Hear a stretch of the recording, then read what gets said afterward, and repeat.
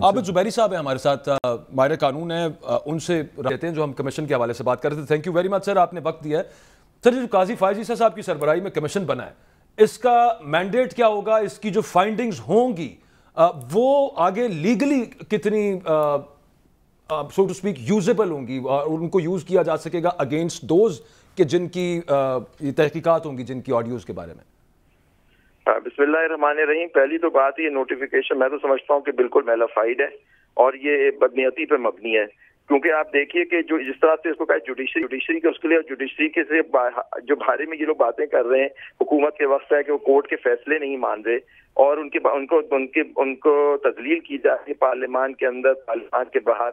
इसका कौन? दूसरी बात है, अगर ऑडियो लीक्स पे इनको इंक्वायरी करनी है तो शुरू करें शहबाज शरीफ साहब से, जिनकी ऑडियो लीक आज तक उनके खिलाफ तो कोई एक्शन नहीं हुआ। जो एक उनकी ऑडियो लीक 90s में आई थी शहीद बेनजीर भुट्टो साहब की केस के फैसले वो उस पर असरअंदाज होने के लिए, तो वहां से शुरू करना चाहिए था ना, तो पता लगता है कि ऑडियो लीक। और सबसे बड़ी इसमें जो बदनीयती पे मबनी बात है, उन्होंने ये नहीं उसमें पूछा कि पहले तो ये फैसला करें कि ऑडियो लीक्स की लीगल स्टेटस क्या है, किसने ये ऑडियो लीक्स की बनाई, किसने, कौन उनका ऑथर है, किसने इजाजत दी, क्योंकि सुप्रीम कोर्ट का फैसला है शहीद बेनजीर भुट्टो के केस में। फिर एक फेयर ट्रायल एक्ट है 2013 का कि आप किसी की टेपिंग नहीं कर सकते फोन की without the permission of A high court जज। तो ये सारी चीजें इससे शुरुआत करनी चाहिए थी। आप देखिए उसका सारा मबनी है चीफ जस्टिस और कुछ जजों को टारगेट किया गया है और कहा गया कि independence of judiciary. Independence of judiciary तो सबसे पहली बात है कि जो कोर्ट के फैसले हैं वो आप माने।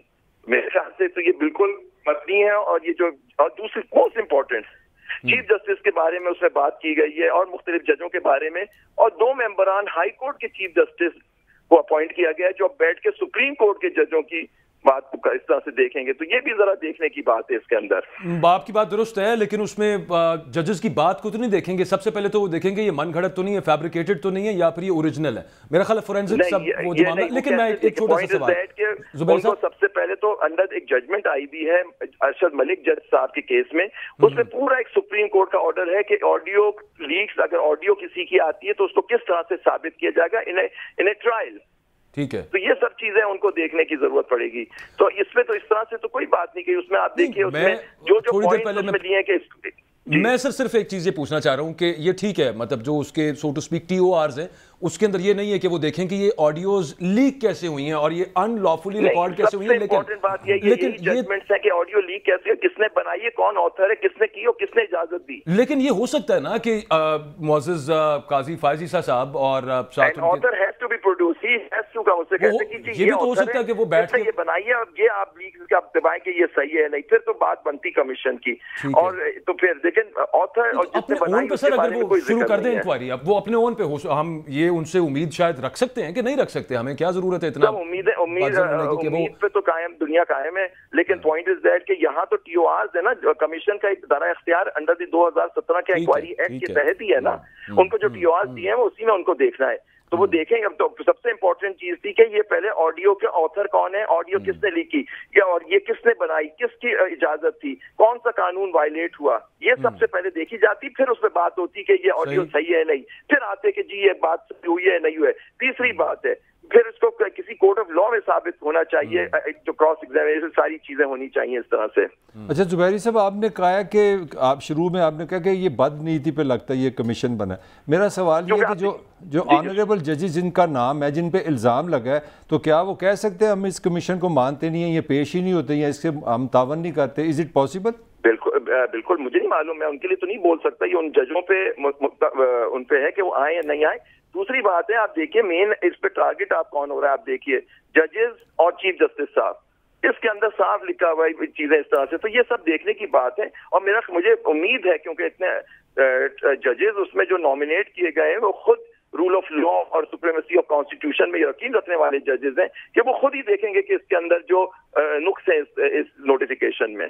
एग्जैक्टली सर, मैं भी यही पूछना चाह रहा था कि let's speak about the head of the commission Qazi Faez Isa sahab, उनको ये सब चीजें पता हैं जो आप बता रहे हैं, पता होंगी यकीनी तौर पे, تو یہ بھی تو پاسبل ہے کہ وہ ریکیوز کر دیں یا پھر وہ کہیں کہ بھجن ٹی او آر چینج کریں. میں نے تو پہلے یہ ایک جو نقطہ ہے نا, یہ قانونی سب سے اہم یہ ہے کہ پہلے یہ پتا کیا جائے کہ آ کہاں سے رہی ہیں, تو لہٰذا وہ ٹی او آر چینج کریں پھر بیٹھوں گا. ہو سکتا ہے سپریم کورٹ میں رپورٹڈ ہے, آپ کو یاد ہوگا one of the grants for dismissal of the government of شہید بے نظیر بھٹو واز دس ٹیپنگ کہ یو ہیڈ ان آتھرائزڈلی ٹیپ کیے تھے. اس پہ پوری ایک ججمنٹ آئی ہوئی ہے آنریبل سپریم کورٹ کی, لارجر بینچ کی, اور اس کے بعد ایک فیئر ٹرائل ایکٹ آ گیا 2013. تو آئی ایم شیور جسٹس فائز عیسیٰ بڑے فیئر اور ہمارے ٹاپ جج ہیں, فیوچر چیف جسٹس ہے پاکستان کے انشاءاللہ, وہ سب یہ باتیں دیکھیں گے کہ کیا ہو رہا ہے, کہ جس طرح سے یہ جو گورنمنٹ ہے وہ جوڈیشری کے ساتھ جو کھلواڑ ہو رہا ہے اس کو مد نظر رکھتے ہوئے وہ آئی ایم شیور یہ باقی آنریبل ججز بھی چیف جسٹسز ہیں اور بہت اعلیٰ چیف ججز ہیں, تو ان کو بھی دیکھیں گے یہ شور یہ باتیں. اچھا زبیری صاحب, آپ نے یہ تھوڑی سی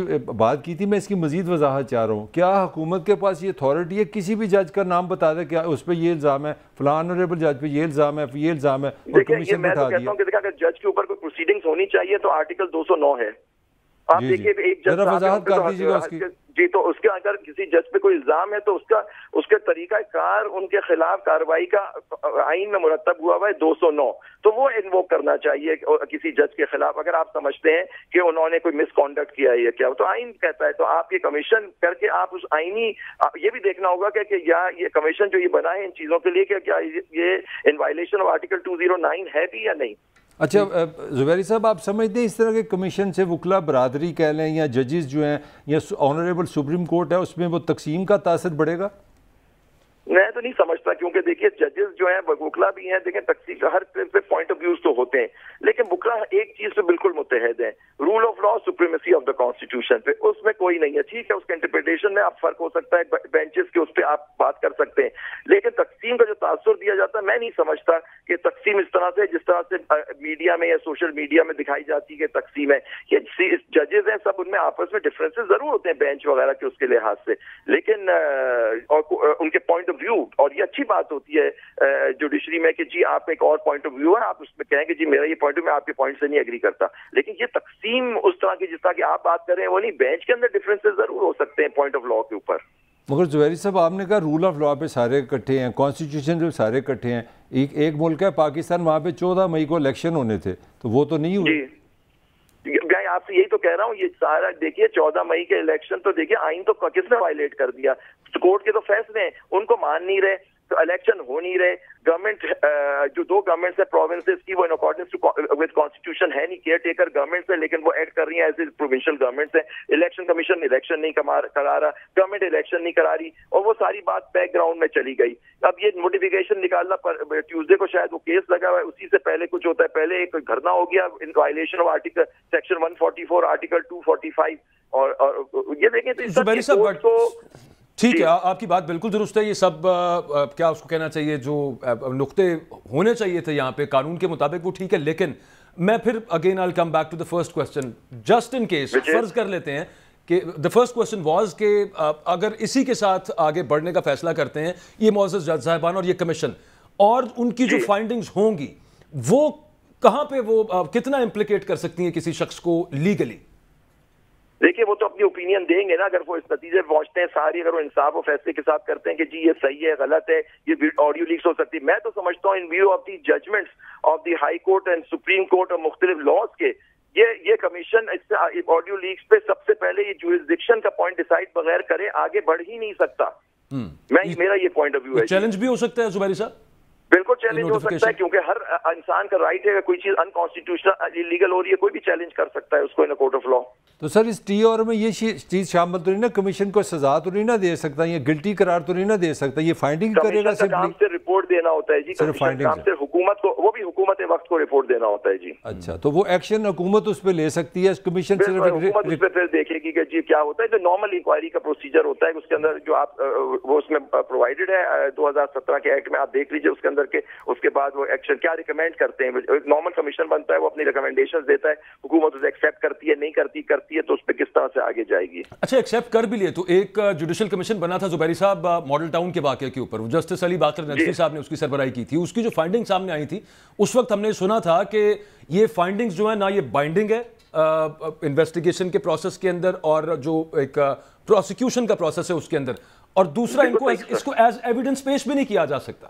جی بالکل صحیح کیا नहीं आता, ये एक रिपोर्ट होती है जिसपे गवर्नमेंट अपने आके फर्दर एक्शन डिसाइड कर सकती है कि उसको मद्देनजर रखे क्या कर सकते हैं। बिल्कुल आपने सही कहा था। और मॉडल टाउन का देखिए आज तक इतने लोग शहीद हो गए, आज तक उनकी कोई उसका हतमी फैसला ही नहीं हुआ कि उनके कातिल कौन थे। तो फिर इसका मतलब है कि ये जो कमीशन बनाया गया है बड़ी अच्छी तरह से उनको पता होगा कि इसका स्कोप कितना है, इसकी फाइंडिंग्स का स्कोप कितना है, तो ये सिर्फ पॉलिटिकल यूज के लिए होगा मोस्ट प्रोबेबली। पहली बात जो मैं आपसे कही, ये सारा कमीशन बनाने का जो मकसद था ये बदनीयती मेलाफाइट पे मबनी है, कोर्ट को खराब गंदा करना है। चीफ जस्टिस साहब ये जजों पे एक तरह से और हमला हो रहा है जी, जो मैं कह रहा हूं उसमें इमरान खान साहब की ऑडियो। मेरा लास्ट क्वेश्चन है, ये जो फाइंडिंग्स करेगी हुकूमत वो जुडिशल अपना आगे जा सकती है, कमीशन में भी लेके जा सकती है? कौन से सॉरी उस पे देखिए उस पे कमीशन में कंप्लेंट कर सकते हैं, लेकिन अजीब सी बात होगी कि अगर जुडिशल कमीशन जो जुडिशल काउंसिल होती है उसके अंदर अगर जाएगा, उसके एक मेंबर तो खुद जस्टिस फाइज ईसा होंगे, हैं मतलब सीनियर जज हैं वो, और चीफ जस्टिस साहब भी हैं, उसको हेड कर रहे हैं जी, वो भी हेड करते हैं। लेकिन फर्स्ट कर आप अगर उनके खिलाफ कोई रेफरेंस हो वो तो नहीं मेंबर हो सकते, लेकिन अगर ये वहां जाएगा और कमीशन बना हुआ है जस्टिस फाइज ईसा का, तो आप देखिए उनको वैसे ही जुडिशल काउंसिल से एक तरह से वो उससे अलग हो गए इस कमीशन बनने के बाद।